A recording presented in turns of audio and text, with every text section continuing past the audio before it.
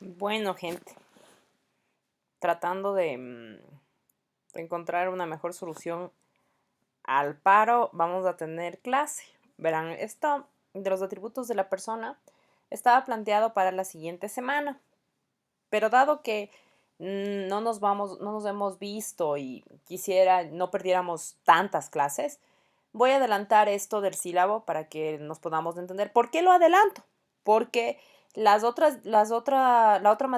material que teníamos previo a esto tenía una discusión en el aula, una exposición que yo ya les había planteado y más o menos un análisis crítico que yo tenía previsto y la resolución de un caso.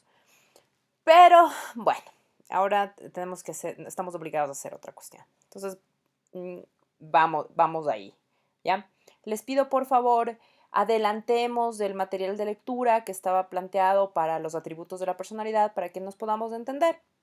Ok, entonces, los atributos de la persona.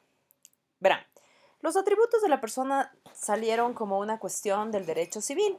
Los romanos en su momento les daban estos atributos a aquellos que consideraban personas. Los atributos acompañaban a la personalidad. Pero posteriormente, con el tema de los derechos humanos, todos estos atributos pasaron de ser temas de derecho civil y se convirtieron en derechos humanos. Sin embargo, por nuestra materia todavía los conocemos por atributos de la personalidad. Ok, ¿en qué consisten? ¿O cuáles son sus características? Verán, los atributos de la personalidad son derechos imprescindibles que sirven para la autoidentificación y la autodeterminación de las personas. Cuando ustedes vayan viendo qué atributos de la personalidad tenemos, se van a ir dando cuenta de que en realidad sin estos atributos el ser humano francamente no podría vivir. Hay algunos que por supuesto, no digamos que son menos importantes, porque no hay menos importancia, pero en realidad pueden surgir con el tiempo como pueden no surgir con el tiempo, sin embargo, siempre van a ser imprescindibles. Ok, no puede haber ningún individuo que no tenga estos derechos, estos atributos. No puede existir porque, como les había mencionado, son derechos humanos. Entonces, en general. Si no los tiene, la ley los supone o los coloca o de alguna manera les otorga estos atributos de la personalidad. No podemos dejarle a nadie sin estos atributos porque a la vez son derechos humanos.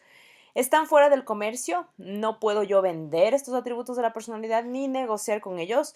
Son vitalicios. Bueno, y en general son el nombre, la capacidad, el estado civil, el domicilio, el patrimonio y la nacionalidad. Aquí el estado civil, por favor, el estado, colóquenle también el estado civil y tengan atención a eso.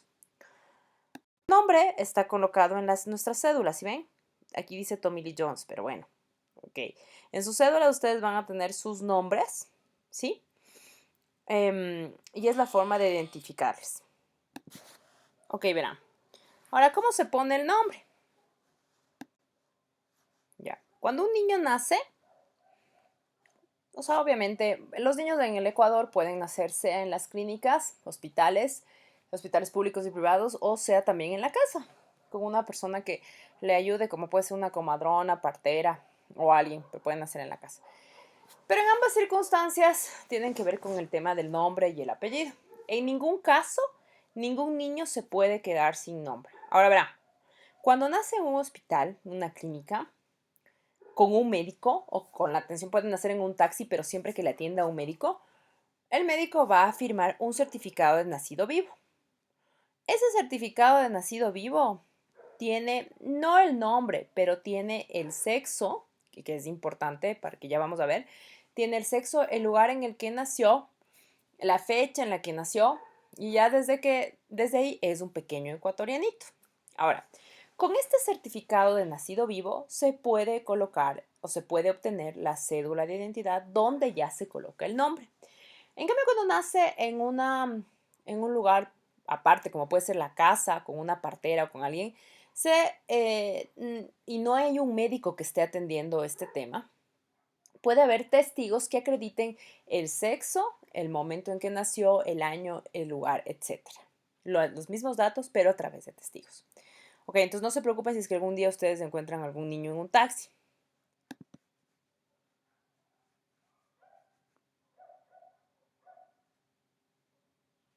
Según la ley de gestión de datos, ¿sí?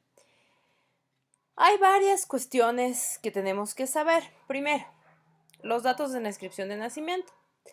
El registro de nacimiento debe contener, entre otras cosas, el lugar y fecha de la inscripción. Todos estos datos, como yo les decía, están la mayoría en el certificado de nacido vivo. Los nombres, pero lo que nos interesa ahorita es los nombres y apellidos de la o nacido vivo. Ok, entonces hay que ver cómo se ponen los nombres y cómo se ponen los apellidos.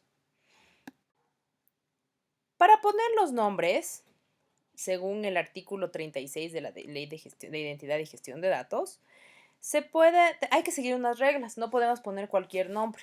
No pueden ustedes, o sea, en realidad pueden poner un nombre cualquiera, pero siempre bajo las reglas establecidas en la Ley de Gestión de Datos. Entonces vamos a revisar cada una. No podrá asignarse más de 2 nombres simples o uno compuesto que se tenga por tales en el uso general ecuatoriano. Entonces, 2 nombres simples. María Belén, Lucía Fernanda, Ernesto Esteban, ¿ya? O un nombre compuesto, como puede ser María de los Ángeles. Sucedía en la antigüedad, y ustedes pueden preguntarles a sus abuelitos, tenían 3 nombres.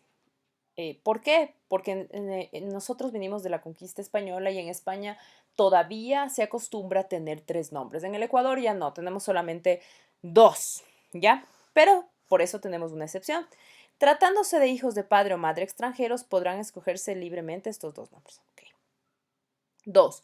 No se podrá asignar nombres que constituyan palabras extravagantes, ridículas o que denigren la dignidad humana o que expresen cosas o nociones, a menos que su uso como nombres se hubiese consagrado tradicionalmente. Entonces, en general, no se puede usar un nombre que exprese denigración de una persona. Eso está impedido de usar. No sé si ustedes han estado familiarizados con los nombres que se ponen en Manabí. En Manabí se han puesto nombres como Scotch, Adolfo Hitler, Stalin Adolfo, Wittig, Un Milagro de la Naturaleza, Made in USA, pero todos estos nombres se colocaron antes de la existencia de la Ley de Gestión de Datos Civiles. Ahora, si ustedes van al registro civil, van a encontrar que hay una lista de qué nombres no deben ponerse a los niños. ¿Qué? Ok, se utilizarán nombre o nombres que cumplan reglas establecidas en los numerales anteriores, respetando la interculturalidad y plurinacionalidad. Es decir, se puede colocar un nombre en idioma shuar, por ejemplo, pero siempre respetando las mismas condiciones que estábamos diciendo, o sea, 2 nombres simples o uno compuesto y que no denigre ni la dignidad humana. Ok, los ecuatorianos nacidos en el exterior pueden ser inscritos con los nombres que permita el país. En este sentido, por ejemplo, si es que un ecuatoriano nace en España, puede tener los 3 nombres porque en España todavía se acostumbra a hacerlo así. Ok, ahora verán. ¿Qué pasa con los apellidos? Los apellidos tienen otra cuestión diferente, ¿ya? Los apellidos obedecen a la filiación. La filiación es el nexo de familia que yo tengo con las personas. Yo puedo tener madre, padre, abuelos, etcétera, pero el apellido es el que determina esta familiaridad. Si ustedes observan su apellido, su primer apellido comúnmente es el de su padre y el segundo es el de su madre. Y esto les abre todo el abanico de familia que ustedes tienen. Okay, eso es la filiación. La filiación es del parentesco que yo tengo con estas personas y esto se da por el apellido. Colocan el apellido, hay obligaciones y derechos que yo puedo exigir de alguien más. Entonces, pero colocar el apellido no es tan simple. Verán, hay reglas para colocar el apellido. Primero, hay 3 formas de establecer filiación. Vamos a ver la presunción de hecho en el matrimonio. No sé si ustedes han escuchado la canción de Capullo y Sorullo de la Sonora Dinamita. Bueno, verán. Lo que pasa es que había una vez en este pueblo un matrimonio que era rubio como la mantequilla. Y del matrimonio nacieron 9 hijos. 8 salieron rubiecitos y el 9º resultó ser bien negrito. Y el marido soportó por muchos años, pero a la larga el silencio le hizo daño y le preguntó a su mujer si es que él era hijo de él el negrito y ella le respondió que el negrito era el único suyo. Ok, vean, lo que pasa es que hay una presunción de hecho. Cuando un niño nace dentro del matrimonio, se entiende que es hijo de la pareja, porque ¿de quién más va a ser? Pues igual lo mismo ocurre en la unión de hecho, pero hay un tiempo que dice el Código Civil. El Código Civil en el artículo 233 dice, el hijo que nace después de expirados 180 días subsiguientes al matrimonio se reputa concebido en él y tiene por padre al marido. Verán, este artículo viene ya desde muchos años atrás, muchos años atrás, y lo que expresaba era una presunción de hecho, porque obviamente se entiende que los niños que nazcan en la pareja son de la pareja, pues, ¿ya? Pero lógicamente había que esperar un tiempo, porque no podía ser que se casen ahora y el niño nazca mañana. Eso era bien mal visto antiguamente. En la actualidad, o sea, puede pasar eso y pueden casarse inclusive después, pero es hijo de los dos. Ok. Ahora, en la actualidad ocurre que una pareja está embarazada y dicen en el octavo mes, ya a punto de planificar la cesárea, bueno, nos casamos y este hijo es nuestro. Ok, el Código Civil también acepta esto y dice que se presume que que un hijo tiene por padre al marido de su madre cuando nace dentro del matrimonio, aunque no hayan transcurrido los 180 días. Ok, entonces, en el caso de Capullo y Sorullo, como estaban casados, los hijos se entendían hijos de la pareja.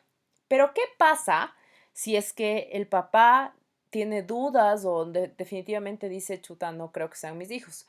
Entonces puede hacerse una prueba de ADN e impugnar la paternidad. O sea, en este caso, Capullo podría hacerse una prueba, Sorullo podría hacerse una prueba de ADN e impugnar la paternidad de todos los 8 hijos que no son de él. Hubo un caso en el Ecuador, yo creo que sí les conté, en que un señor tuvo un accidente de tránsito y necesitaba una transfusión sanguínea. Tenía 4 hijos y ninguno pudo transferirle la sangre porque ninguno era compatible, porque ninguno era el hijo.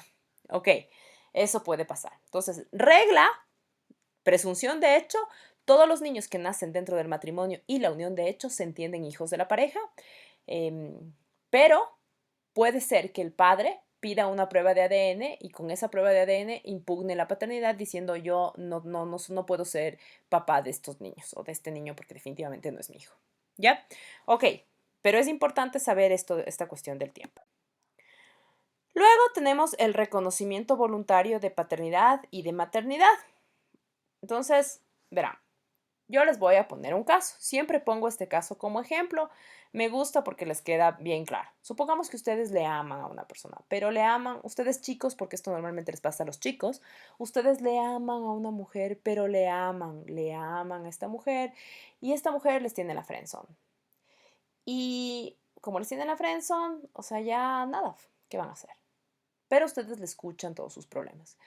Y ella sale con un mix, con un chico que sería un mix entre Maluma y Bad Bunny. Y ustedes dicen, bueno, este man es todo un... No lo puedo decir en línea, ¿no? Pero ustedes ya se imaginarán. En fin, la cuestión es que un día ella llega llorando y llora, que te llora, que te llora, que te llora, que te llora. Y dice que está embarazada de este Maluma Bad Bunny. Entonces, ustedes le dicen, ¿y qué hizo este Maluma Bad Bunny? Y ella les cuenta, se fue y me dejó. Es que, ¿qué más iba a hacer? Entonces, ustedes, chicos, deciden darle el apellido a ese niño. Ese niño no es biológicamente de ustedes, para nada. Pero ustedes, por el amor que le tienen a esta chica, deciden reconocerle a ese hijo como suyo. Este proceso se llama reconocimiento voluntario de los hijos. Y con eso ustedes le dan el apellido y le reconocen como su hijo, estableciéndose las mismas obligaciones y los mismos derechos que si hubiera sido su hijo biológico.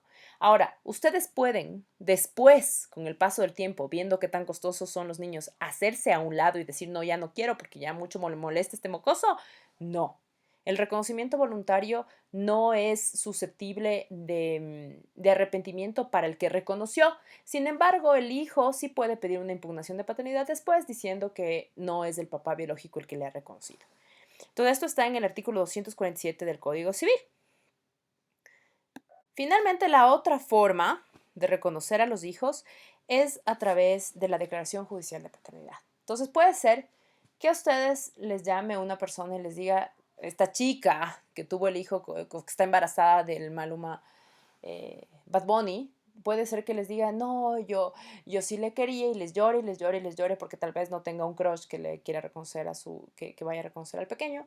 Pero entonces lo que hace es les pregunta, ¿y ahora qué hago? Entonces, en derecho las cosas pueden resolverse por las buenas o por las malas. Ustedes pueden hacer una demanda donde pidan la declaratoria judicial de paternidad. Es decir, le traemos a este señor a juicio para que se haga una prueba de ADN y con esa prueba de ADN se demuestre si es que es el hijo o no. En realidad, esto el señor puede no presentarse la primera vez. No pasa nada, ponemos una segunda fecha. Si a la segunda vez no se presenta, yo ya entiendo que es del papá. El juez declara que es del papá y punto. Y tiene los mismos derechos y obligaciones. Ahora sí, este señor que tuvo que ser llamado a juicio pierde sí los derechos sucesorios de su hijo y también los alimentos del niño cuando ya sea viejo. Solamente para que tengan en cuenta. Bueno, entonces, sabiendo cómo funcionan los apellidos, que si se nace dentro del matrimonio, que si le reconozco voluntariamente o que si declaro judicial o si hay una declaratoria judicial de paternidad, tienen que saber que la identidad de una persona luego del nombre se compone por el apellido, pero el apellido ahora tiene otras reglas, ¿ya? Si ambos le han reconocido, tanto si ambos le han reconocido como si es que ha habido una presunción de hecho, como si es que ha habido una declaratoria judicial de paternidad, hay que ver yo en qué orden coloco los apellidos. No comúnmente, cuando ustedes nacieron, y era así, siempre se colocaba primero el apellido del papá, pero ha sido una protesta feminista y realmente con mucha razón de que no necesariamente es el papá el que hace la familia, sino la mamá también. De la mamá también surge la familia. Es más, a través de ella nacieron todas estas personas.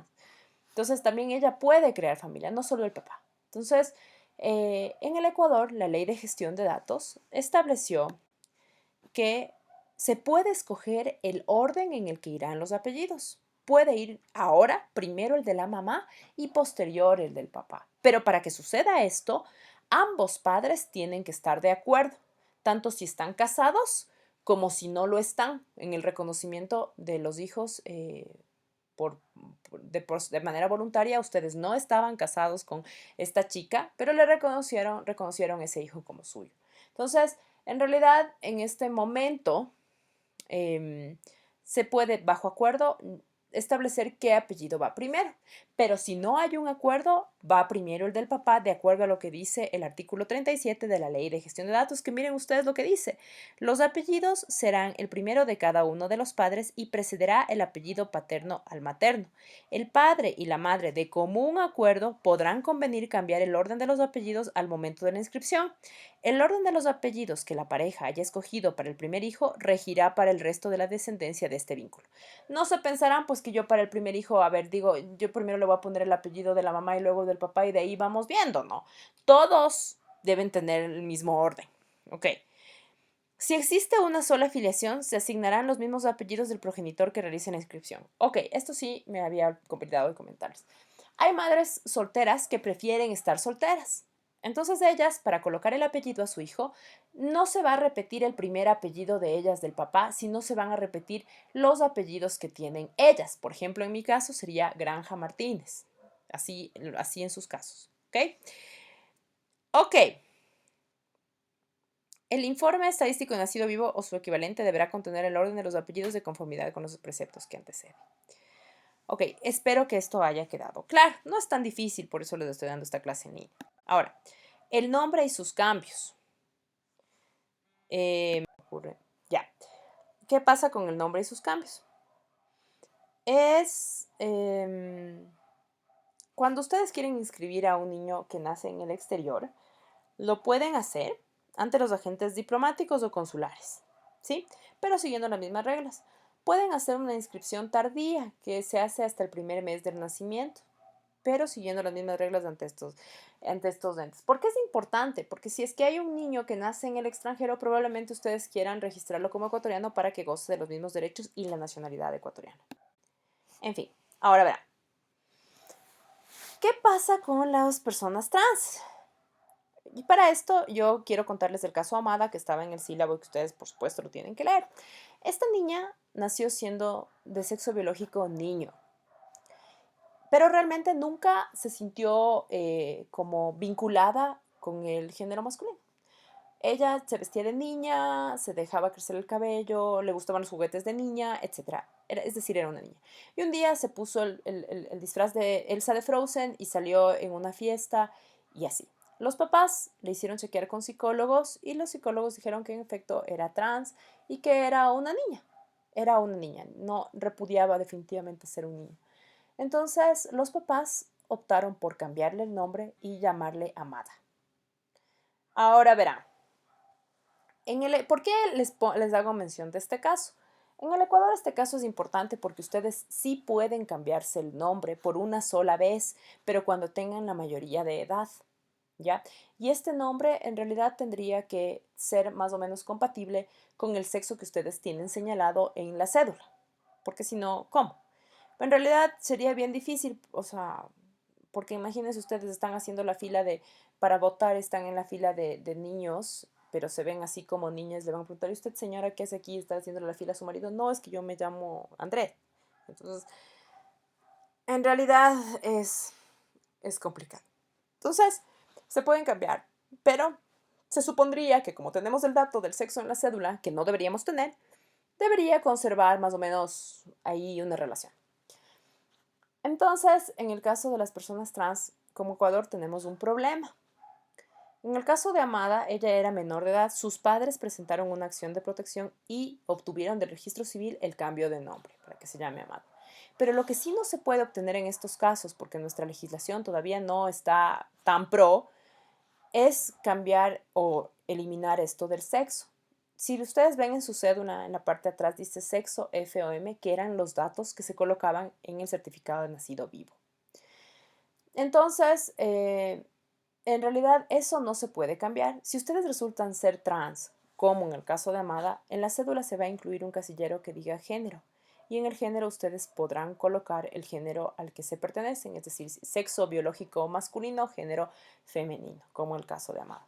Pero esto convierte a las personas en ciudadanos de segundo nivel y se les sujeta a discriminaciones.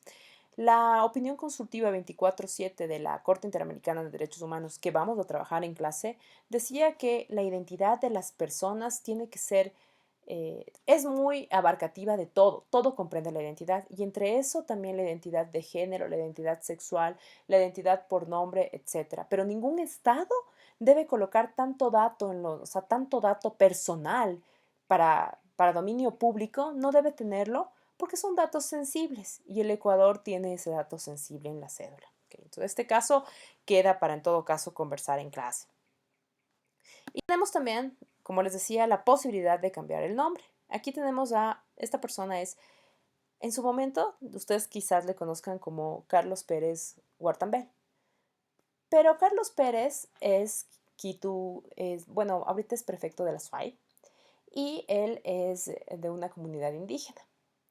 Entonces él, como dirigente indígena, decidió cambiarse el nombre y denominarse Yacu Sacha Pérez, que significa agua de monte. ¿Por qué lo hizo así? Porque él es un defensor del agua y eso va más con su idioma y su plurinacionalidad, que eran los conceptos que ya estábamos viendo anteriormente.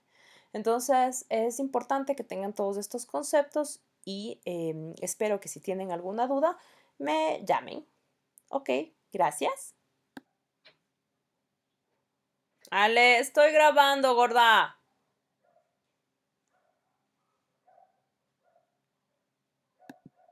Bueno, ahora vamos a ver cuáles son los datos que existen en este documento de identidad. Bueno, vamos a ver el nombre. Ok, el nombre es la identificación personal de nosotros. O sea, nosotros tenemos o nos identifican llamándonos de alguna manera. Imagínense si todos nos llamáramos igual, si todos fuéramos 1, 2, 3, 1, 2, 3. Entonces, ¿cómo podríamos identificarnos? De ley necesitaríamos una forma de identificación y en este caso ha sido el nombre.